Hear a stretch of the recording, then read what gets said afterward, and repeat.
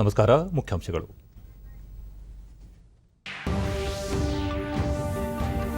Corona ಹೆಚ್ಚಳ ಹಿನ್ನೆಲೆ ಬೆಂಗಳೂರು ಸೇರಿ 8 ನಗರಗಳಲ್ಲಿ ಇಂದಿನಿಂದ ರಾತ್ರಿ ಕರ್ಫ್ಯೂ ಜಾರಿ, ಅಗತ್ಯ ಸೇವೆ ಅಬಾಧಿತ.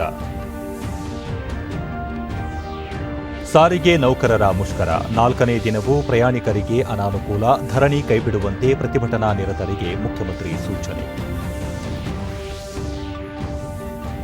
ರಸಗೊಬ್ಬರ ದರ ಏರಿಕೆ, ದೇಶಿ ಮಾರುಕಟ್ಟೆಯಲ್ಲಿ ಬೆಲೆ ನಿಯಂತ್ರಣಕ್ಕೆ ಸರ್ಕಾರದಿಂದ ಎಲ್ಲ ಕ್ರಮ, ಸಚಿವ ಡಿಬಿ ಸದಾನಂದಗೌಡ. ಪಶ್ಚಿಮ ಬಂಗಾಳ ವಿಧಾನಸಭಾ ಚುನಾವಣೆ, ರಾಜಕೀಯ ಪಕ್ಷಗಳಿಂದ ಪ್ರಚಾರ ಬಿರುಸು, ಕೃಷ್ಣಾನಗರದಲ್ಲಿ ಪ್ರಧಾನಿ ನರೇಂದ್ರ ಮೋದಿ ಮತಯಾಚನೆ. ವಾರ್ತೆಗಳ ವಿವರ. ರಾಜ್ಯದಲ್ಲಿ ಕೋವಿಡ್-19 ಸೋಂಕು ಹೆಚ್ಚಳವಾಗುತ್ತಿರುವ ಹಿನ್ನೆಲೆಯಲ್ಲಿ ಇಂದಿನಿಂದ ಏಪ್ರಿಲ್ 20ರವರೆಗೆ ಪ್ರತಿದಿನ ರಾತ್ರಿ 10 ಗಂಟೆಯಿಂದ ಮುಂಜಾನೆ 5 ಗಂಟೆಯವರೆಗೆ ಕೊರೋನಾ ಕರ್ಫ್ಯೂ ವಿಧಿಸಿ ರಾಜ್ಯ ಸರ್ಕಾರ ನಿನ್ನೆ ಆದೇಶ ಹೊರಡಿಸಿದೆ. ಬೆಂಗಳೂರು ನಗರ, ಮೈಸೂರು, ಮಂಗಳೂರು, ಉಡುಪಿ, ಮಣಿಪಾಲ, ಬೀದರ್, ಕಲಬುರಗಿ ಮತ್ತು ತುಮಕೂರು ನಗರಗಳಲ್ಲಿ ಕರ್ಫ್ಯೂ ಜಾರಿಯಲ್ಲಿ ಇರಲಿದೆ ಎಂದು ರಾಜ್ಯ ಸರ್ಕಾರದ ಮುಖ್ಯ ಕಾರ್ಯದರ್ಶಿ ಪಿ. ರವಿಕುಮಾರ್ ಆದೇಶದಲ್ಲಿ ತಿಳಿಸಿದ್ದಾರೆ. ವಿಪತ್ತು ನಿರ್ವಹಣಾ ಕಾಯ್ದೆ 2005ರಲ್ಲಿನ ಕಲಂ 24ರ ಅಡಿಯ ಅಧಿಕಾರವನ್ನು ಬಳಸಿಕೊಂಡು ಈ ಆದೇಶ ಹೊರಡಿಸಲಾಗಿದ್ದು, ಅತ್ಯವಶ್ಯಕ ಸೇವೆಗಳಿಗೆ ಅನುಮತಿ ನೀಡಿ ಉಳಿದೆಲ್ಲ ಸೇವೆ ಮತ್ತು ಸಂಚಾರವನ್ನು ನಿಷೇಧಿಸಲಾಗಿದೆ. ವಿವಿಧ ಆರೋಗ್ಯ ಸಂಬಂಧಿ ಸಮಸ್ಯೆಗಳಿಂದ ಬಳಲುತ್ತಿರುವ ವ್ಯಕ್ತಿಗಳು ಮತ್ತು ಅವರ ಸಹಾಯಕರಿಗೆ ವೈದ್ಯಕೀಯ ಸೇವೆಗೆ ಅವಕಾಶ, ರಾತ್ರಿ ಪಾಳಿಯಲ್ಲಿ ಕರ್ತವ್ಯ ನಿರ್ವಹಿಸುವ ಕಾರ್ಖಾನೆಗಳು, ಕಂಪನಿಗಳು, ಸಂಸ್ಥೆಗಳು ಯಥಾಸ್ಥಿತಿ ಕಾರ್ಯನಿರ್ವಹಿಸಲು ಅನುಮತಿ ನೀಡಲಾಗಿದೆ. ಕಾರ್ಮಿಕರು, ನೌಕರರು ಕೊರೋನಾ ಕರ್ಫ್ಯೂ ಅವಧಿಗೆ ಮುನ್ನವೇ ಹಾಜರಿರಲು ಸೂಚನೆ ನೀಡಲಾಗಿದೆ. ಅತ್ಯವಶ್ಯಕ ಸೇವೆಗಳನ್ನು ಒದಗಿಸುವ ವಾಹನಗಳು, ಸರಕು ಸಾಗಣೆ ವಾಹನಗಳು, ಇ-ಕಾಮರ್ಸ್, ಖಾಲಿ ವಾಹನಗಳ ಸಂಚಾರಕ್ಕೆ ಮಾತ್ರ ಅನುಮತಿ ನೀಡಲಾಗಿದ್ದು, ರಾತ್ರಿ ವೇಳೆಯಲ್ಲಿ ಬಸ್, ರೈಲು, ವಿಮಾನದ ದೂರ ಪ್ರಯಾಣಕ್ಕೆ ಅವಕಾಶ ಮಾಡಿಕೊಡಲಾಗಿದೆ. ಪ್ರಯಾಣಿಕರು ಮನೆಯಿಂದ ನಿಲ್ದಾಣಗಳಿಗೆ, ನಿಲ್ದಾಣದಿಂದ ಮನೆಗೆ ಅಧಿಕೃತ ಟಿಕೆಟ್ಗಳ ಆಧಾರದ ಮೇಲೆ ಆಟೋ, ಕ್ಯಾಬ್ ಇತ್ಯಾದಿಗಳ ಮೂಲಕ ಸಂಚಾರಕ್ಕೆ ಅನುಮತಿ ನೀಡಲಾಗಿದೆ.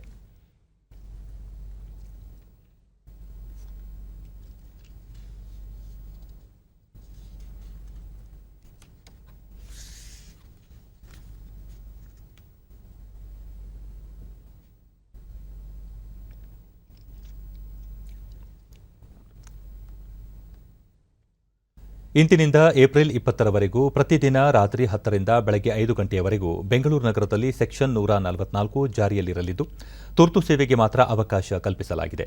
ನಿಯಮ ಉಲ್ಲಂಘಿಸುವವರ ವಿರುದ್ಧ ಕಟ್ಟುನಿಟ್ಟಿನ ಕ್ರಮ ಕೈಗೊಳ್ಳಲಾಗುವುದು ಎಂದು ನಗರ ಪೊಲೀಸ್ ಆಯುಕ್ತ ಕಮಲ್ ಪಂತ್ ತಿಳಿಸಿದ್ದಾರೆ.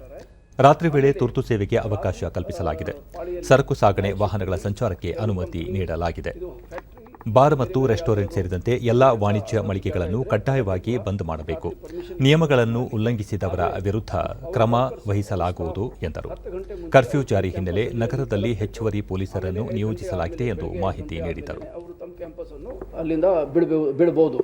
ಅದರ ಮಧ್ಯದಲ್ಲಿ ಅಲ್ಲಿಗೆ ಅವರಿಗೆ ಓಡಾಟ, ಅದಕ್ಕೆ ಮೂವ್ಮೆಂಟ್ಗೆ ಅವರಿಗೆ ಅವಕಾಶ ಇಲ್ಲ.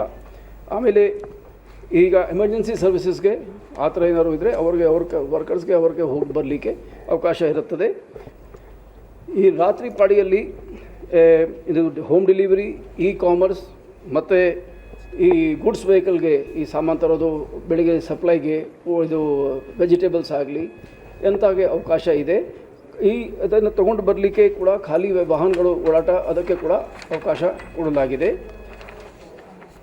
ಆಮೇಲೆ ಈ ರಾತ್ರಿ ಸಮಯದಲ್ಲಿ ಯಾರು ಬ್ಯಾಂಗ್ಳೂರ್ಗೆ ಬರ್ತಾರೆ, ಇಲ್ಲಾಂದರೆ ಹೊರಗೆ ಹೋಗ್ತಾರೆ, ಅದು ಟ್ರೈನ್ ಮುಖಾಂತರ ಇಲ್ಲಿ ಬಸ್ ಆಗಲಿ ಇಲ್ಲಾಂದರೆ ಏರೋಪ್ಲೇನ್ ಆಗಲಿ, ಈ ಎಲ್ಲ 3 ವಿಧಾಯಿಗಳು ಯಾರ್ಯಾರು ಹೋಗ್ತಾರೆ ಅವರು ಬ್ಯಾಂಗ್ಳೂರ್ ಬರುವಾಗ ಮತ್ತು ಬ್ಯಾಂಗ್ಳೂರ್ ಹೊರಗೆ ಹೋದಾಗ ಅವರು ತಮ್ಮ ಮನೆಗೆ ಪ್ರಯಾಣ ಮಾಡುವಾಗ ಅವರು ಕೂಡ ಅದಕ್ಕೆ ರಾತ್ರಿ ವೇಳೆ ಅವರು ಹೊರಗೆ ಬರ್ಬೋದು. ಆದರೆ ಅವ್ರ ಹತ್ರ ಟ್ರಾವೆಲ್ ಡಾಕ್ಯುಮೆಂಟ್ಸ್ ಅಂದರೆ ಟಿಕೆಟ್ ಆಗಲಿ ಬೇರೆ ಯಾವ ಥರದ್ದು ಪ್ರೂಫ್ ಅದು ಅವ್ರು ಜರ್ನಿ ಮಾಡಿ ಬರ್ತಾ ಇದ್ದಾರೆ, ಅಲ್ಲಿ ಜರ್ನಿ ಮಾಡಲಿಕ್ಕೆ ಹೋಗ್ತಾರೆ, ಅದು ಅವ್ರ ಹತ್ರ ಆ ಪ್ರೂಫ್ ಇರಬೇಕಾಗುತ್ತದೆ. ಆವಾಗ ಅವ್ರಿಗೆ ಹೋಗಿ ಬರಲಿಕ್ಕೆ ಅವಕಾಶ ಕೊಡ್ತೀವಿ. ಇದು ಬಿಟ್ಟರೆ ಬೇರೆ ಯಾರಿಗೆ ಹೊರಗೆ ಬರಲಿಕ್ಕೆ ಅವಕಾಶ ಇಲ್ಲ. ಈ ಕರ್ಫ್ಯೂನು ಬಹಳ ಕಟ್ಟುನಿಟ್ಟಾಗಿ ನಮ್ಮ ಪೊಲೀಸವರು ಪಾಲನೆ ಮಾಡ್ತಾರೆ. ಅಲ್ಲ, ರೋಡಲ್ಲಿ ನಾವು ನಿಬಂಧನೆಗಳು, ರೋಡ್ ಬ್ಲಾಕೆಟ್ಗಳನ್ನು ಹಾಕಿರ್ತೀವಿ. ಇದಕ್ಕೆ ಯಾರು ಬಂದರೆ ಅದ್ರ ಮೇಲೆ ನಾವು ರೆಗ್ಯುಲರ್ ಕೇಸ್ ಹಾಕ್ಕೊಂಡು ಕ್ರಮ ತಗೊಳ್ತೀವಿ. ಗಾಡಿಗಳು ಬೇಕಾದಾಗ ಗಾಡಿಗಳು ಸೀಜ್ ಮಾಡೋ ಪರಿಸ್ಥಿತಿ ಬಂದಾಗ ಅದನ್ನು ಕೂಡ ಸೀಜ್ ಮಾಡ್ತೀವಿ. ದೇಶಾದ್ಯಂತ ಕೋವಿಡ್-19 ಪ್ರಕರಣಗಳ ಏರಿಕೆ ಹಿನ್ನೆಲೆಯಲ್ಲಿ ಅಗತ್ಯ ಕ್ರಮಗಳನ್ನು ಕೈಗೊಂಡಿದ್ದು, ಹಲವು ರಾಜ್ಯಗಳಲ್ಲಿ ಲಾಕ್ಡೌನ್, ವಾರಾಂತ್ಯದ ನಿಷೇಧ ಹಾಗೂ ಕೊರೋನಾ ಕರ್ಫ್ಯೂ ಜಾರಿಗೊಳಿಸಲಾಗಿದೆ. ಮಧ್ಯಪ್ರದೇಶದಲ್ಲಿ ಕೊರೋನಾ ಸೋಂಕಿತರ ತ್ವರಿತ ಚಿಕಿತ್ಸೆಗಾಗಿ ಆಸ್ಪತ್ರೆಗಳಲ್ಲಿ 1 ಲಕ್ಷ ಹಾಸಿಗೆಗಳನ್ನು ಮೀಸಲಿರಿಸಲಾಗಿದೆ. ಜೊತೆಗೆ ನಿನ್ನೆಯಿಂದ ಏಪ್ರಿಲ್ 12ರವರೆಗೆ ಪ್ರಮುಖ ನಗರಗಳಲ್ಲಿ ಲಾಕ್ಡೌನ್ ಘೋಷಿಸಲಾಗಿದೆ. ಚಿದ್ವಾಲಾ, ಶಾಜಾಪುರ್ ಜಿಲ್ಲೆಗಳಲ್ಲಿ ಸಂಪೂರ್ಣ ಲಾಕ್ಡೌನ್ ಜಾರಿಗೊಳಿಸಲಾಗಿದೆ. ಉತ್ತರ ಪ್ರದೇಶದ ಲಖನೌ, ಖಾನಾಪುರ್, ವಾರಾಣಸಿ, ಪ್ರಯಾಗ್ರಾಜ್, ನೋಯ್ಡಾ ನಗರಗಳಲ್ಲಿ ಕೊರೋನಾ ಕರ್ಫ್ಯೂ ವಿಧಿಸಲಾಗಿದ್ದು, ಎಲ್ಲ ಶಿಕ್ಷಣ ಸಂಸ್ಥೆಗಳಿಗೆ ಏಪ್ರಿಲ್ 17ರವರೆಗೆ ರಜೆ ಘೋಷಿಸಲಾಗಿದೆ. ಛತ್ತೀಸ್ಗಢದಲ್ಲಿ ಏಪ್ರಿಲ್ 15ರಿಂದ ಆರಂಭವಾಗಬೇಕಿದ್ದ ಎಸ್ಎಸ್ಎಲ್ಸಿ ಪರೀಕ್ಷೆಯನ್ನು ರದ್ದುಗೊಳಿಸಲಾಗಿದೆ. ಜೊತೆಗೆ ಏಪ್ರಿಲ್ 31ರವರೆಗೆ ಸಂಪೂರ್ಣ ಲಾಕ್ಡೌನ್ ಘೋಷಿಸಲಾಗಿದೆ. ಮಹಾರಾಷ್ಟದಲ್ಲಿಯೂ ಸಹ ಕೊರೋನಾ ಸೋಂಕು ತಡೆಗೆ ಕಠಿಣ ಕ್ರಮಗಳನ್ನು ಕೈಗೊಳ್ಳಲಾಗಿದ್ದು, ಮುಂಬೈನಲ್ಲಿ ವಾರಾಂತ್ಯದ ಲಾಕ್ಡೌನ್ ಘೋಷಿಸಲಾಗಿದೆ. ಜೊತೆಗೆ ಪಂಜಾಬ್, ಜಮ್ಮು ಕಾಶ್ಮೀರ ಹಾಗೂ ಒಡಿಶಾ ರಾಜ್ಯಗಳಲ್ಲೂ ಸಹ ಕೊರೋನಾ ಕರ್ಫ್ಯೂ ಜಾರಿಗೊಳಿಸಲಾಗಿದೆ. इसके अलावा प्रशासन ने रायपुर जिले में पूर्ण लॉकडाउन लगाने का फैसला किया है। ये लॉकडाउन 19 अप्रैल तक जारी रहेगा। ರಾಯಚೂರು ಜಿಲ್ಲೆ ಮಸ್ಕಿ ವಿಧಾನಸಭಾ ಕ್ಷೇತ್ರದ ಉಪಚುನಾವಣೆಯ ಪ್ರಚಾರ ಸಭೆಯಲ್ಲಿ ಇಂದು ಮುಖ್ಯಮಂತ್ರಿ ಬಿಎಸ್ ಯಡಿಯೂರಪ್ಪ ಪಕ್ಷದ ಅಭ್ಯರ್ಥಿ ಪರ ಮತಯಾಚನೆ ಮಾಡಿದರು. ರಾಜ್ಯ ಬಿಜೆಪಿ ಉಸ್ತುವಾರಿ ಅರುಣ್ ಸಿಂಗ್, ರಾಷ್ಟ್ರೀಯ ಕಾರ್ಯದರ್ಶಿ ಸಿಟಿ ರವಿ, ಸಚಿವರಾದ ಬಿ ಶ್ರೀರಾಮುಲು, ಆನಂದ್ ಸಿಂಗ್, ಬಿಸಿ ಪಾಟೀಲ್, ಶಿವರಾಂ ಹೆಬ್ಬಾರ್, ಎಸ್ಟಿ ಸೋಮಶೇಖರ್, ಸಂಸದ ಸಂಗಣ್ಣ ಕರಡಿ ಮತ್ತಿತರರು ಭಾಗಿಯಾದರು.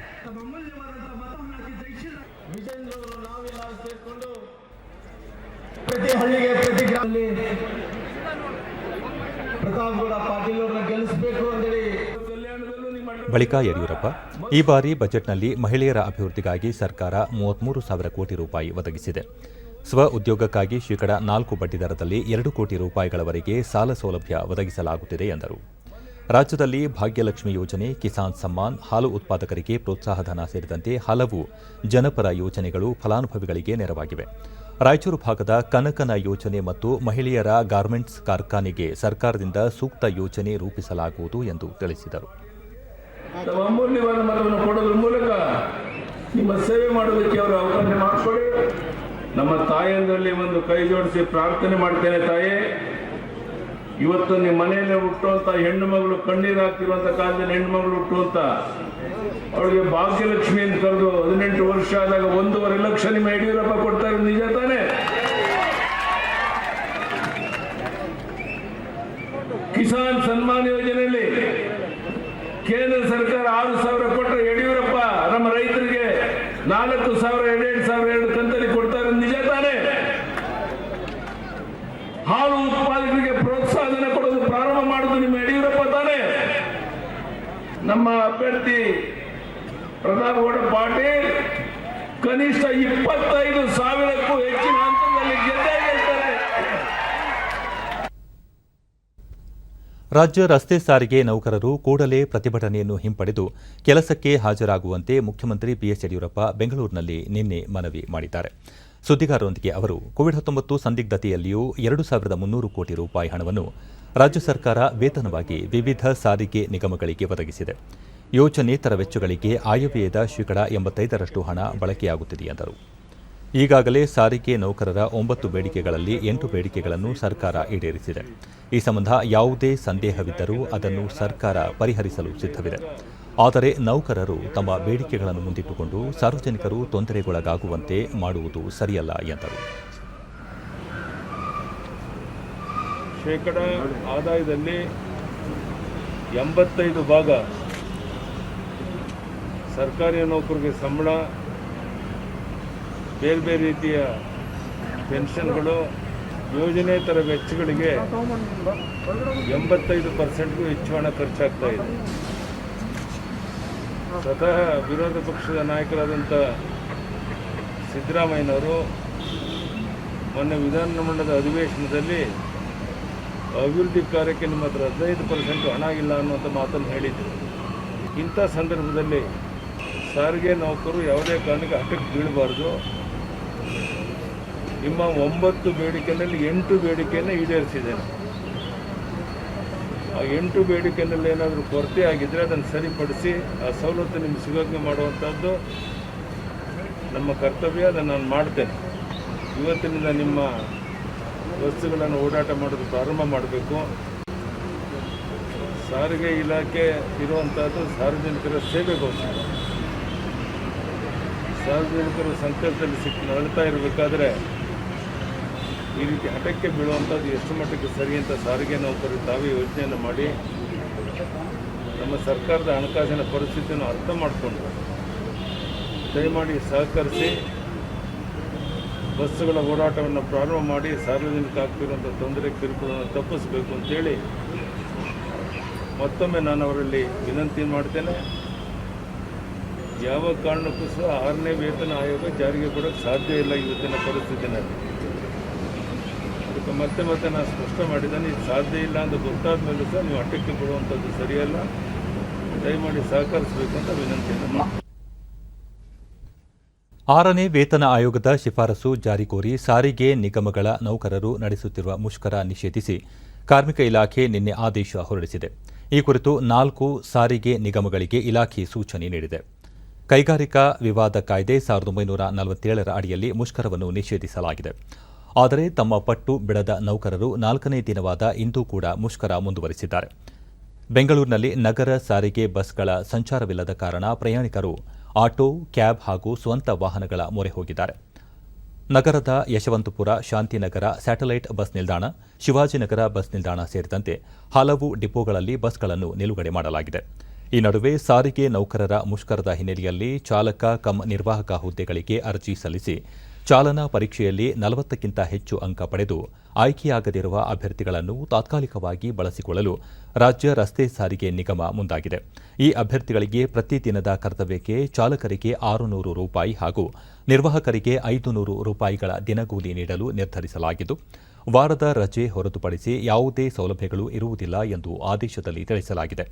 ಮುಷ್ಕರದಲ್ಲಿ ಪಾಲ್ಗೊಳ್ಳಲು ನೌಕರರನ್ನು ಪ್ರೋತ್ಸಾಹಿಸಿ ಕರ್ತವ್ಯಕ್ಕೆ ಹಾಜರಾಗುವ ಸಿಬ್ಬಂದಿಗೆ ಬೆದರಿಕೆ ಒಡ್ಡುತ್ತಿರುವ 244 ಚಾಲಕರು ಮತ್ತು ನಿರ್ವಾಹಕರು, ಸಂಚಾರ ಮೇಲ್ವಿಚಾರಕ ಸಿಬ್ಬಂದಿ, 34 ತಾಂತ್ರಿಕ ಸಿಬ್ಬಂದಿ ಹಾಗೂ ಇತರೆ 9 ಸಿಬ್ಬಂದಿಯನ್ನು ಬೇರೆ ವಿಭಾಗಗಳಿಗೆ ವರ್ಗಾಯಿಸಿ ಕರ್ನಾಟಕ ರಾಜ್ಯ ರಸ್ತೆ ಸಾರಿಗೆ ನಿಗಮ ನಿನ್ನೆ ಆದೇಶ ಹೊರಡಿಸಿದೆ.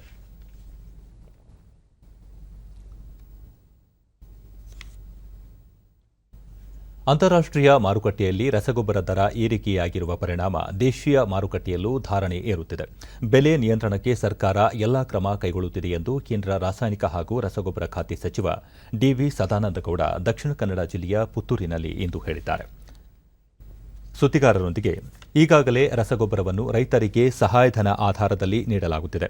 ದರ ಏರಿಕೆ ನಿಯಂತ್ರಣಕ್ಕೆ ಬಾರದಿದ್ದರೆ ಅಥವಾ ತೀರಾ ಅನಿವಾರ್ಯ ಸಂದರ್ಭದಲ್ಲಿ ಸಹಾಯಧನ ಹೆಚ್ಚಳ ಕುರಿತು ಚಿಂತಿಸಲಾಗುವುದು ಎಂದ ಅವರು, ಯೂರಿಯಾ ದರದಲ್ಲಿ ಶೇಕಡಾ 17ರಷ್ಟು ಹೆಚ್ಚಳವಾಗಿದೆ. ಇತರ ರಸಗೊಬ್ಬರಗಳ ಬೆಲೆ ಶೇಕಡಾ 40ರಷ್ಟು ಹೆಚ್ಚಳಗೊಂಡಿದೆ. ಈ ಹಿನ್ನೆಲೆಯಲ್ಲಿ ಪ್ರಮುಖ ಉತ್ಪಾದನಾ ಘಟಕಗಳ ಜೊತೆ ನಿರಂತರ ಮಾತುಕತೆ ನಡೆಸಲಾಗುತ್ತಿದೆ ಎಂದರು. ಮುಂದಿನ 1.5 ತಿಂಗಳಿಗೆ ಸಾಕಾಗುವಷ್ಟು ರಸಗೊಬ್ಬರ ದಾಸ್ತಾನು ಇದ್ದು, ಹಳೆಯ ದರದಲ್ಲೇ ಮಾರಾಟ ಮಾಡುವಂತೆ ಸೂಚನೆ ನೀಡಲಾಗಿದೆ. ಸದ್ಯದಲ್ಲೇ ದರ ನಿಯಂತ್ರಣಕ್ಕೆ ಬರುವ ಸಾಧ್ಯತೆ ಇದೆ ಎಂದು ಅವರು ವಿಶ್ವಾಸ ವ್ಯಕ್ತಪಡಿಸಿದರು. ಆಧುನಿಕ ವೈದ್ಯ ಪದ್ಧತಿಯ ಜೊತೆ ಏಕೀಕರಣದೊಂದಿಗೆ ದೇಶದ ಆರೋಗ್ಯ ಆರೈಕೆಯ ಅಗತ್ಯಗಳನ್ನು ಪೂರೈಸುವಲ್ಲಿ ಹೋಮಿಯೋಪತಿ ಪ್ರಮುಖ ಪಾತ್ರ ವಹಿಸುತ್ತಿದೆ ಎಂದು ಆರೋಗ್ಯ ಮತ್ತು ಕುಟುಂಬ ಕಲ್ಯಾಣ ಸಚಿವ ಡಾ ಹರ್ಷವರ್ಧನ್ ಅಭಿಪ್ರಾಯಪಟ್ಟಿದ್ದಾರೆ. ದೆಹಲಿಯಲ್ಲಿಂದು ಹೋಮಿಯೋಪತಿ ಏಕೀಕೃತ ವೈದ್ಯಕೀಯ ಕುರಿತ ಸಮಾವೇಶ ಉದ್ದೇಶಿಸಿ ಅವರು, ವ್ಯಾಪಕವಾಗಿ ಜನಪ್ರಿಯವಾಗಿರುವ ಹೋಮಿಯೋಪತಿ ಒಂದು ವೈದ್ಯ ಪದ್ಧತಿಯಾಗಿ ವ್ಯವಸ್ಥಿತ ಮತ್ತು ಸಮಗ್ರ ಸಂಶೋಧನೆ ಆಧಾರದ ಮೇಲೆ ಪ್ರಗತಿ ಸಾಧಿಸುತ್ತಿದೆ ಎಂದು ಸಂತೃಪ್ತಿ ವ್ಯಕ್ತಪಡಿಸಿದರು. ಕೋವಿಡ್-19 ವೇಳೆ ನಿಯೋಜಿತ ಕೊರೋನಾ ಚಿಕಿತ್ಸಾ ಕೇಂದ್ರಗಳಲ್ಲಿ ಆಯುಷ್ ವೈದ್ಯ ಪದ್ಧತಿಯನ್ನು ಸಂಯೋಜಿತ ಮಾದರಿಯಲ್ಲಿ ಬಳಸಲಾಯಿತು. ಇದು ತೃಪ್ತಿದಾಯಕ ಫಲಿತಾಂಶವನ್ನು ನೀಡಿತು ಎಂದರು. ಭಾರತದ ರಾಷ್ಟ್ರೀಯ ಆರೋಗ್ಯ ನೀತಿಯು ಮೂಲಭೂತ ಸೌಕರ್ಯ ಅಭಿವೃದ್ಧಿ, ಔಷಧಗಳ ಗುಣಮಟ್ಟ ನಿಯಂತ್ರಣ, ಸಂಸ್ಥೆಗಳ ಸಾಮರ್ಥ್ಯ ವರ್ಧನೆಯೊಂದಿಗೆ ಆಯುಷ್ ವೈದ್ಯ ಪದ್ಧತಿ ಸಮರ್ಥವಾಗಿ ಬಳಸಿಕೊಳ್ಳಲು ಉದ್ದೇಶಿಸಿದೆ ಎಂದು ತಿಳಿಸಿದರು. ಆಯುಷ್ ಸಚಿವಾಲಯದಡಿಯಲ್ಲಿ ಬರುವ ಹೋಮಿಯೋಪತಿ ಕುರಿತ ಕೇಂದ್ರೀಯ ಸಂಶೋಧನಾ ಮಂಡಳಿ 2 ದಿನಗಳ ಹೋಮಿಯೋಪತಿ ಸಮಾವೇಶ ಆಯೋಜಿಸಿದೆ. ವಿಶ್ವ ಹೋಮಿಯೋಪತಿ ದಿನದ ಅಂಗವಾಗಿ ಈ ಕಾರ್ಯಕ್ರಮ ಆಯೋಜಿಸಲಾಗಿದೆ. Result of the intervention of the Ministry of Health and Family Welfare and Ministry of Ayush, use of Ayush systems of medicine was permitted for COVID-19 in an integrated manner in designated COVID treatment centers, and this has in turn provided encouraging results. Web portal की भी शुरुआत की गई जो भविष्य में ದೇಶದಲ್ಲಿ ಹೊಸ ಕೊರೋನಾ ಸೋಂಕು ಪ್ರಕರಣಗಳಲ್ಲಿ ತೀವ್ರ ಏರಿಕೆ ಆಗುತ್ತಿದ್ದು ನಿನ್ನೆ 1,45,000 ಪ್ರಕರಣಗಳು ವರದಿಯಾಗಿವೆ. ಇದರೊಂದಿಗೆ ದೇಶದಲ್ಲಿ ಒಟ್ಟು ಪ್ರಕರಣಗಳ ಸಂಖ್ಯೆ 1,32,00,000 ದಾಟಿದೆ. ಇದೇ ಅವಧಿಯಲ್ಲಿ 77,000 ಜನರು ಗುಣಮುಖರಾಗಿ ಆಸ್ಪತ್ರೆಯಿಂದ ಬಿಡುಗಡೆಯಾಗಿದ್ದರೆ 794 ಮಂದಿ ಸಾವಿಗೀಡಾಗಿದ್ದಾರೆ. ಮಹಾರಾಷ್ಟ್ರ, ಛತ್ತೀಸ್ಗಢ, ಉತ್ತರ ಪ್ರದೇಶ, ದೆಹಲಿ, ಕರ್ನಾಟಕ, ಕೇರಳ, ಮಧ್ಯಪ್ರದೇಶ, ತಮಿಳುನಾಡು, ಗುಜರಾತ್ ಮತ್ತು ರಾಜಸ್ಥಾನಗಳಲ್ಲಿ ಸೋಂಕು ಹೆಚ್ಚಾಗುತ್ತಿದ್ದು 83%ಕ್ಕಿಂತ ಹೆಚ್ಚು ಪ್ರಕರಣಗಳು ವರದಿಯಾಗಿವೆ. ಮಹಾರಾಷ್ಟ್ರ ಒಂದರಲ್ಲೇ ನಿನ್ನೆ 58,993 ಹೊಸ ಪ್ರಕರಣ ವರದಿಯಾಗಿದ್ದು ಕೊರೋನಾ ಸೋಂಕಿನ ಪ್ರಕರಣಗಳ ಒಟ್ಟು ಸಂಖ್ಯೆ 32,88,540 ತಲುಪಿದೆ. ಛತ್ತೀಸ್ಗಢದಲ್ಲಿ ನಿನ್ನೆ 11,400 ಹೊಸ ಕೋವಿಡ್ ಸೋಂಕಿನ ಪ್ರಕರಣ ದೃಢಪಟ್ಟಿದ್ದು ಒಟ್ಟು ಸೋಂಕಿತರ ಸಂಖ್ಯೆ 4,18,000 ದಾಟಿದೆ. ಕೋವಿಡ್ ಹೆಚ್ಚಳ ಹಿನ್ನೆಲೆಯಲ್ಲಿ ಛತ್ತೀಸ್ಗಢದ 8 ಜಿಲ್ಲೆಗಳಲ್ಲಿ ಸಂಪೂರ್ಣ ಲಾಕ್ಡೌನ್ ವಿಧಿಸಲಾಗಿದೆ. ರಾಜಸ್ಥಾನದಲ್ಲಿ ಕೂಡ ಕೋವಿಡ್ ಪ್ರಕರಣಗಳ ಸಂಖ್ಯೆ ಹೆಚ್ಚಳದ ಹಿನ್ನೆಲೆಯಲ್ಲಿ ಸಾಂಕ್ರಾಮಿಕವನ್ನು ನಿಯಂತ್ರಿಸಲು ಇಂದಿನಿಂದ ಜೈಪುರ ಸೇರಿದಂತೆ 9 ನಗರಗಳಲ್ಲಿ ರಾತ್ರಿ ಕರ್ಫ್ಯೂ ವಿಧಿಸಲಾಗಿದೆ. ನಿನ್ನೆ ರಾಜ್ಯದಲ್ಲಿ 3,970 ಹೊಸ ಕೋವಿಡ್ ಪ್ರಕರಣ ವರದಿಯಾಗಿತ್ತು.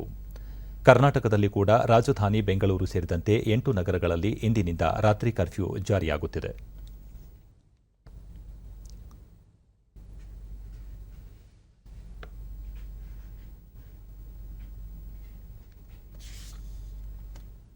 ಮಾರಕ ಕೋವಿಡ್-19 ಪ್ರಕರಣಗಳ ವಿರುದ್ಧ ಹೋರಾಟ ನಡೆಸಲು ನಾಳೆಯಿಂದ ಲಸಿಕಾ ಉತ್ಸವವನ್ನು ದೇಶದಾದ್ಯಂತ ಆಯೋಜಿಸಲಾಗುತ್ತಿದ್ದು ಏಪ್ರಿಲ್ 14ರವರೆಗೆ ಸಾಮೂಹಿಕ ಲಸಿಕೆ ನೀಡಿಕೆ ಕಾರ್ಯಕ್ರಮ ನಡೆಯಲಿದೆ. ಪ್ರಧಾನಿಯವರು ರಾಜ್ಯಗಳ ಮುಖ್ಯಮಂತ್ರಿಗಳೊಂದಿಗೆ ನಡೆಸಿದ ಸಭೆಯ ಬಳಿಕ ಜ್ಯೋತಿಬಾಯಿ ಫುಲೆ ಅವರ ಜನ್ಮದಿನವಾದ ಏಪ್ರಿಲ್ 11ರಿಂದ ಡಾ ಬಾಬಾ ಸಾಹೇಬ್ ಅಂಬೇಡ್ಕರ್ ಅವರ ಜನ್ಮದಿನವಾದ ಏಪ್ರಿಲ್ 14ರವರೆಗೆ ಹಬ್ಬದಂತೆ ಸಾಮೂಹಿಕ ಲಸಿಕಾ ಕಾರ್ಯಕ್ರಮ ಆಯೋಜಿಸಲು ಕರೆ ನೀಡಿದ್ದರು. ಹಿರಿಯ ನಾಗರಿಕರು ಮತ್ತು ಅಗತ್ಯ ಇರುವವರಿಗೆ ಕೋವಿಡ್ ಲಸಿಕೆಗೆ ನೋಂದಣಿ ಮಾಡಿಸಲು ನೆರವಾಗುವಂತೆ ಪ್ರಧಾನಿ ದೇಶದ ಯುವ ಜನತೆಗೆ ಕರೆ ನೀಡಿದರು. 45 ವರ್ಷ ಮತ್ತು ಮೇಲ್ಪಟ್ಟ ವಯೋಮಾನದ ಎಲ್ಲರಿಗೂ ಪ್ರಸ್ತುತ ಲಸಿಕೆ ನೀಡಲಾಗುತ್ತಿದ್ದು ಕೋವಿನ್ ಪೋರ್ಟಲ್ನಲ್ಲಿ ಮತ್ತು ಆರೋಗ್ಯ ಸೇತು ಆಪ್ನಲ್ಲಿ ನೋಂದಾಯಿಸಿಕೊಂಡು ಲಸಿಕೆ ಪಡೆಯಲು ಸಮಯ ನಿಗದಿ ಮಾಡಿಕೊಳ್ಳಬಹುದಾಗಿದೆ. ಇದರ ಜೊತೆಗೆ ಲಸಿಕೆ ನೀಡಿಕೆ ಕೇಂದ್ರದಲ್ಲಿ ಸ್ಥಳದಲ್ಲೇ ನೋಂದಣಿಯ ಅವಕಾಶವನ್ನು ಕಲ್ಪಿಸಲಾಗಿದೆ. ಭಾರತದಲ್ಲಿ ಮತ್ತೆ ಮಾರಕ ಕೊರೋನಾ ಪ್ರಕರಣಗಳ ಹೆಚ್ಚಳ ಕಂಡುಬಂದಿದ್ದು ಜನತೆ ಮುಂದೆ ಬಂದು ಲಸಿಕೆ ಪಡೆಯುವಂತೆ ಪ್ರಧಾನಿ ಮನವಿ ಮಾಡಿದರು. ಈ ಹಿನ್ನೆಲೆಯಲ್ಲಿ ಎಲ್ಲ ರಾಜ್ಯಗಳಲ್ಲೂ ಲಸಿಕಾ ಉತ್ಸವಕ್ಕೆ ಸಿದ್ಧತೆಗಳು ನಡೆದಿವೆ. ಉತ್ತರ ಪ್ರದೇಶದ ಮುಖ್ಯಮಂತ್ರಿ ಯೋಗಿ ಆದಿತ್ಯನಾಥ್ ಕೋವಿಡ್ ಶಿಷ್ಟಾಚಾರ ಪಾಲನೆಯೊಂದಿಗೆ ಲಸಿಕಾ ಉತ್ಸವದಲ್ಲಿ ಭಾಗಿಯಾಗುವಂತೆ ತಮ್ಮ ರಾಜ್ಯದ ಜನರಿಗೆ ಮನವಿ ಮಾಡಿದ್ದಾರೆ. ಬಿಹಾರ ಮುಖ್ಯಮಂತ್ರಿ ನಿತೀಶ್ ಕುಮಾರ್ ಅವರು ಲಸಿಕಾ ಉತ್ಸವದ ವೇಳೆ ರಾಜ್ಯದ 4 ಲಕ್ಷ ಜನರಿಗೆ ಲಸಿಕೆ ನೀಡುವ ಗುರಿ ಹಾಕಿಕೊಂಡಿದ್ದಾರೆ. ಕೊರೋನಾ ಸಾಂಕ್ರಾಮಿಕವನ್ನು ನಿಯಂತ್ರಿಸಲು ಜನರು ಸ್ವಯಂ ಪ್ರೇರಿತರಾಗಿ ಮುಂದೆ ಬಂದು ಲಸಿಕೆ ಪಡೆಯುವಂತೆ ಕೋರಿದ್ದಾರೆ.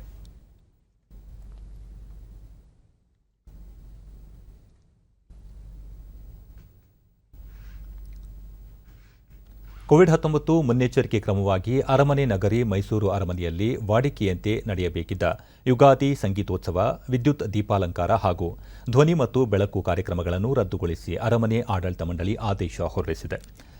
ಹಬ್ಬದ ಪ್ರಯುಕ್ತ ನಾಳೆಯಿಂದ ಮೇ 2ರವರೆಗೆ ಪ್ರತಿ ಭಾನುವಾರ ಹಾಗೂ ಸಾರ್ವತ್ರಿಕ ರಜಾ ದಿನಗಳಲ್ಲಿ ಸಂಜೆ 7 ಗಂಟೆಯಿಂದ 8 ಗಂಟೆಯವರೆಗೆ ಹಮ್ಮಿಕೊಳ್ಳಲಾಗಿದ್ದ ಅರಮನೆಯ ವಿದ್ಯುತ್ ದೀಪಾಲಂಕಾರವನ್ನು ರದ್ದುಗೊಳಿಸಲಾಗಿದೆ. ಜೊತೆಗೆ ಸಾರ್ವಜನಿಕರ ಪ್ರವೇಶವನ್ನು ತಾತ್ಕಾಲಿಕವಾಗಿ ನಿರ್ಬಂಧಿಸಲಾಗಿದೆ. ಇಂದಿನಿಂದ ಏಪ್ರಿಲ್ 30ರವರೆಗೆ ನಡೆಯಬೇಕಿದ್ದ ಧ್ವನಿ ಮತ್ತು ಬೆಳಕು ಕಾರ್ಯಕ್ರಮವನ್ನು ಕೂಡ ತಾತ್ಕಾಲಿಕವಾಗಿ ರದ್ದುಪಡಿಸಲಾಗಿದೆ ಎಂದು ಪ್ರಕಟಣೆ ತಿಳಿಸಿದೆ.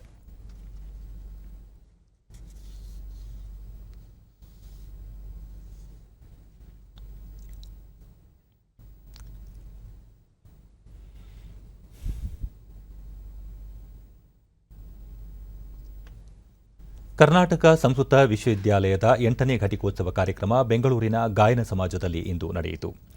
ಉನ್ನತ ಶಿಕ್ಷಣ ಸಚಿವ ಡಾ ಸಿಎನ್ ಅಶ್ವತ್ಥನಾರಾಯಣ, ಪಶ್ಚಿಮ ಬಂಗಾಳದ ಬೇಲೂರು ಸ್ವಾಮಿ ವಿವೇಕಾನಂದ ವಿಶ್ವವಿದ್ಯಾಲಯದ ವಿಶ್ರಾಂತ ಕುಲಪತಿ ಸ್ವಾಮಿ ಆತ್ಮಪ್ರಿಯಾನಂದ, ಕರ್ನಾಟಕ ಸಂಸ್ಕೃತ ವಿಶ್ವವಿದ್ಯಾಲಯದ ಕುಲಪತಿ ಪ್ರೊಫೆಸರ್ ದೇವನಾಥನ್ ಮತ್ತಿತರರು ಪಾಲ್ಗೊಂಡರು. ಇದೇ ವೇಳೆ ಸಂಸ್ಕೃತ ವಿದ್ವಾಂಸ ಡಾ ಜಯತೀರ್ಥಾಚಾರ್ಯ ಮಾಳಗಿ ಅವರಿಗೆ ಗೌರವ ಡಿಲಿಟ್ ಪದವಿಯನ್ನು ಪ್ರದಾನ ಮಾಡಲಾಯಿತು. ಪದವಿ, ಸ್ನಾತಕೋತ್ತರ ಪದವಿ, ಎಂಫಿಲ್ ಮತ್ತು ಪಿಎಚ್ಡಿ ಪಡೆದ ವಿದ್ಯಾರ್ಥಿಗಳಿಗೆ ಪ್ರಮಾಣಪತ್ರ ಹಾಗೂ ಸಾಧಕ ವಿದ್ಯಾರ್ಥಿಗಳಿಗೆ ಚಿನ್ನದ ಪದಕಗಳನ್ನು ಪ್ರದಾನ ಮಾಡಲಾಯಿತು. ಘಟಿಕೋತ್ಸವ ಭಾಷಣ ಮಾಡಿದ ಸ್ವಾಮಿ ಆತ್ಮಪ್ರಿಯಾನಂದ, ವ್ಯಕ್ತಿತ್ವ ನಿರ್ಮಾಣ ಶಿಕ್ಷಣದ ಪರಮೋಚ್ಚ ಗುರಿಯಾಗಬೇಕು. ಸನ್ನಡತೆ, ಸಧರ್ಮ ಹಾಗೂ ಸತ್ಯಶೀಲ ವ್ಯಕ್ತಿತ್ವಗಳನ್ನು ನಿರ್ಮಾಣ ಮಾಡುವುದು ಇಂದಿನ ಅಗತ್ಯವಾದುದು. ದೇಶದ ಸಾಂಸ್ಕೃತಿಕ, ಸಾಹಿತ್ಯಿಕ ಅನನ್ಯತೆಯನ್ನು ಉನ್ನತ ಶಿಕ್ಷಣ ಪ್ರತಿಪಾದಿಸಬೇಕು ಎಂದರು. Physics and metaphysics, economy and polity, architecture and engineering. ಕೇಂದ್ರ ಕೃಷಿ ಸಚಿವ ನರೇಂದ್ರ ಸಿಂಗ್ ತೋಮರ್ ಪ್ರತಿಭಟನೆಯನ್ನು ಕೈಬಿಟ್ಟು ಮಾತುಕತೆಗೆ ಬರುವಂತೆ ಪ್ರತಿಭಟನಾ ನಿರತ ರೈತರಿಗೆ ಕರೆ ನೀಡಿದ್ದಾರೆ. ಡಿಡಿ ನ್ಯೂಸ್ನೊಂದಿಗೆ ಅವರು, ಸರ್ಕಾರ ಮುಕ್ತ ಮನಸ್ಸಿನಿಂದ ಮಾತುಕತೆಗೆ ಸದಾಕಾಲ ಸಿದ್ಧವಾಗಿದೆ. ಕೋವಿಡ್ ಸಾಂಕ್ರಾಮಿಕ ಹೆಚ್ಚಾಗುತ್ತಿರುವ ಪ್ರಸಕ್ತ ಸನ್ನಿವೇಶದಲ್ಲಿ ರೈತ ಸಂಘಟನೆಗಳು ಪ್ರತಿಭಟನೆ ಕೈಬಿಟ್ಟು ಮಾತುಕತೆಯ ಮೂಲಕ ಸಮಸ್ಯೆ ಪರಿಹರಿಸಿಕೊಳ್ಳಬೇಕು ಎಂದರು. ರಸ್ತೆ ತಡೆಯಿಂದ ಇತರ ಸಾಮಾನ್ಯ ನಾಗರಿಕರಿಗೂ ತೊಂದರೆಯಾಗುತ್ತಿದೆ.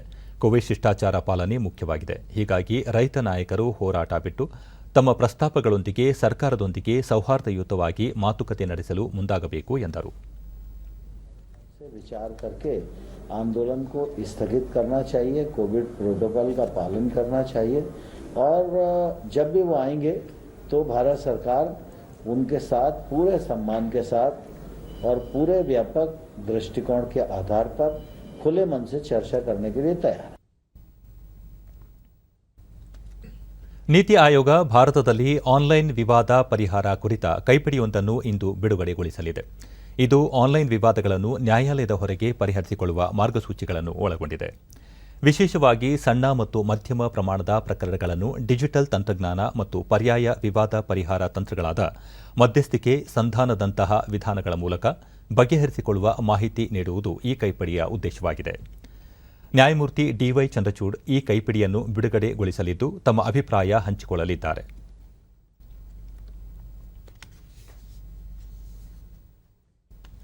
ಪಶ್ಚಿಮ ಬಂಗಾಳದಲ್ಲಿ 5ನೇ ಹಂತದ ಚುನಾವಣೆಗೆ ಪ್ರಚಾರ ಭರದಿಂದ ಸಾಗಿದೆ.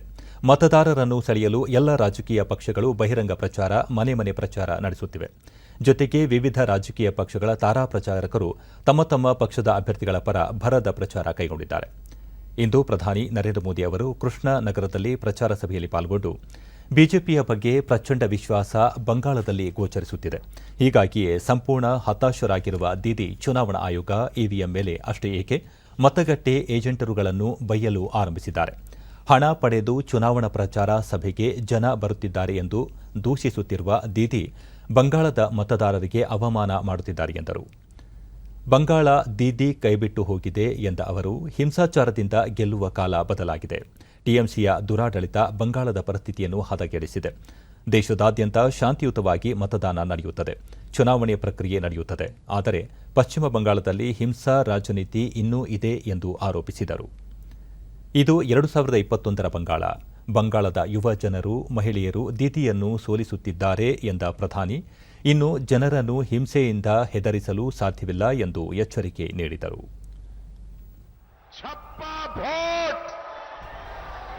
छप्पा वोट रुकने पर आपकी बौखलाहट अब सामने आई है.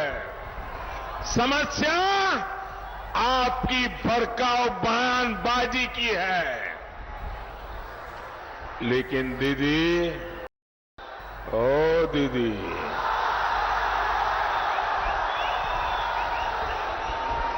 आदरणीय दीदी, याद रखिए, आदरणीय दीदी, याद रखिए, ये 2021 का बंगाल है. अब आपको लोकतंत्र से खिलवाड़ नहीं करने दिया जाएगा.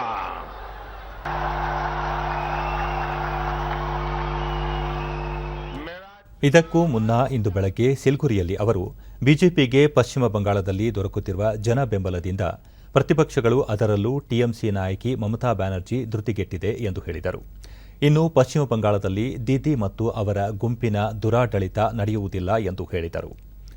ಕೂಚ್ ಬಿಹಾರದಲ್ಲಿ ನಡೆದಿರುವ ಘಟನೆಗೆ ಕಾರಣರಾದ ದೋಷಿಗಳ ವಿರುದ್ಧ ಕಠಿಣ ಕ್ರಮ ಜರುಗಿಸಬೇಕು ಎಂದು ಅವರು ಕೇಂದ್ರ ಚುನಾವಣಾ ಆಯೋಗವನ್ನು ಆಗ್ರಹಿಸಿದರು.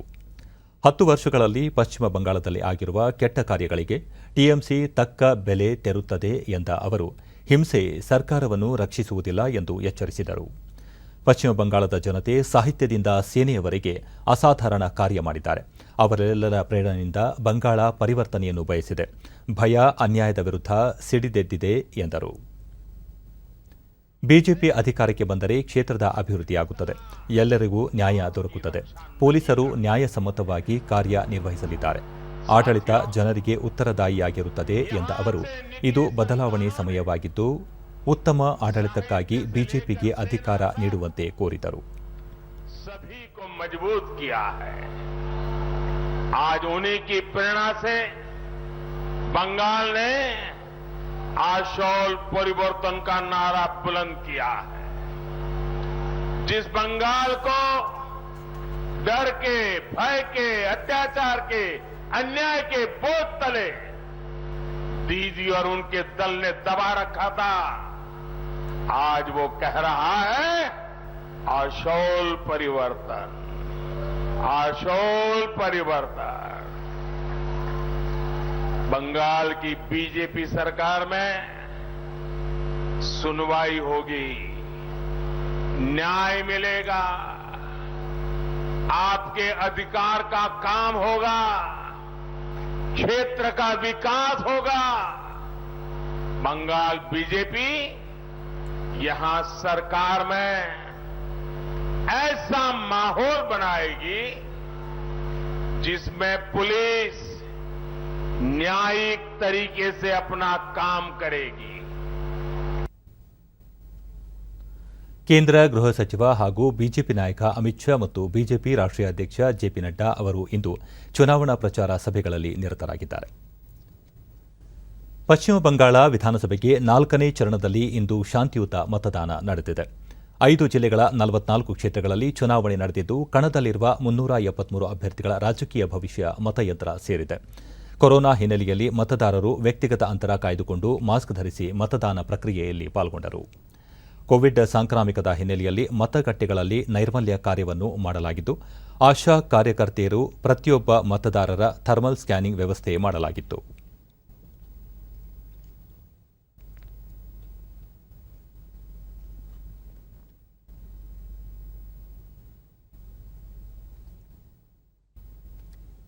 ಇನ್ನು ಹವಾವರ್ತಮಾನ. ರಾಜ್ಯದ ಕರಾವಳಿ ಹಾಗೂ ಉತ್ತರ ಒಳನಾಡಿನ ಕೆಲವೆಡೆ ಮಳೆಯಾಗಿದೆ. ದಕ್ಷಿಣ ಒಳನಾಡಿನಲ್ಲಿ ಒಣಹವೆ ಮುಂದುವರೆದಿದೆ. ಉತ್ತರ ಕನ್ನಡ ಜಿಲ್ಲೆಯ ಕಿರವಟ್ಟಿ, ಜಮಖಂಡಿಯಲ್ಲಿ 2, ಧಾರವಾಡ, ಬಾದಾಮಿಯಲ್ಲಿ 1 ಸೆಂಟಿಮೀಟರ್ ಮಳೆಯಾಗಿದೆ. ಕಲಬುರಗಿಯಲ್ಲಿ ಗರಿಷ್ಠ ತಾಪಮಾನ 39.2 ಡಿಗ್ರಿ ಸೆಲ್ಸಿಯಸ್ ದಾಖಲಾಗಿದೆ. ಮುನ್ಸೂಚನೆಯಂತೆ ಮುಂದಿನ 24 ಗಂಟೆಗಳಲ್ಲಿ ರಾಜ್ಯದ ಅಲ್ಲಲ್ಲಿ ಗುಡುಗು ಸಹಿತ ಮಳೆ ಸಾಧ್ಯತೆ. ಬೆಂಗಳೂರು ಸುತ್ತಮುತ್ತ ಭಾಗಶಃ ಮೋಡಕವಿದ ವಾತಾವರಣ ಇರಲಿದ್ದು ಗರಿಷ್ಠ ತಾಪಮಾನ 34 ಹಾಗೂ ಕನಿಷ್ಠ 21 ಡಿಗ್ರಿ ಸೆಲ್ಸಿಯಸ್ ದಾಖಲಾಗುವ ಸಂಭವ. ಕೊನೆಯಲ್ಲಿ ಮತ್ತೊಮ್ಮೆ ಮುಖ್ಯಾಂಶಗಳು.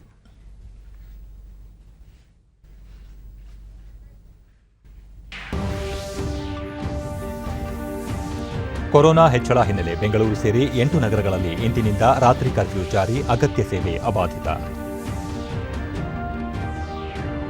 ಸಾರಿಗೆ ನೌಕರರ ಮುಷ್ಕರ, 4ನೇ ದಿನವೂ ಪ್ರಯಾಣಿಕರಿಗೆ ಅನಾನುಕೂಲ, ಧರಣಿ ಕೈಬಿಡುವಂತೆ ಪ್ರತಿಭಟನಾ ನಿರತರಿಗೆ ಮುಖ್ಯಮಂತ್ರಿ ಸೂಚನೆ.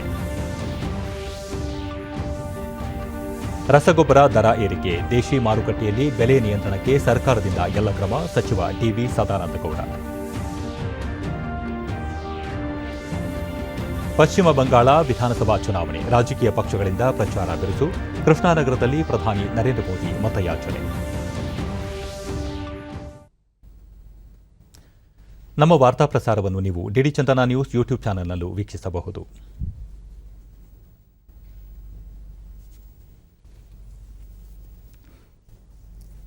ವೀಕ್ಷಕರೇ, ನಾನು ಈಗ ಸ್ಟುಡಿಯೋದಿಂದ ತೆರಳುತ್ತಿರುವ ಕಾರಣ ಮಾಸ್ಕ್ ಧರಿಸುತ್ತಿದ್ದೇನೆ. ನೀವು ಸಹ ಮನೆಯಿಂದ ಹೊರ ಹೋಗುವ ಮುನ್ನ ಸರಿಯಾದ ಕ್ರಮದಲ್ಲಿ ತಪ್ಪದೆ ಮಾಸ್ಕ್ ಧರಿಸಿ. ವ್ಯಕ್ತಿಗತ ಅಂತರ ಕಾಪಾಡಿಕೊಳ್ಳುವುದರೊಂದಿಗೆ ನೀವು ಸುರಕ್ಷಿತವಾಗಿರಿ, ನಿಮ್ಮವರನ್ನು ಸುರಕ್ಷಿತವಾಗಿರಿಸಿ. ನೈರ್ಮಲ್ಯಕ್ಕೆ ಆದ್ಯತೆ ನೀಡುವುದರ ಜೊತೆಗೆ ಸೋಂಕು ತಡೆಗೆ 45 ವರ್ಷ ಮೇಲ್ಪಟ್ಟ ಎಲ್ಲರೂ ಕೋವಿಡ್-19 ಲಸಿಕೆ ಪಡೆಯಿರಿ. ನಮ್ಮ ಮುಂದಿನ ವಾರ್ತಾ ಪ್ರಸಾರ ರಾತ್ರಿ 9 ಗಂಟೆಗೆ ಡಿಡಿ ಚಂದನದಲ್ಲಿ. ನಮಸ್ಕಾರ.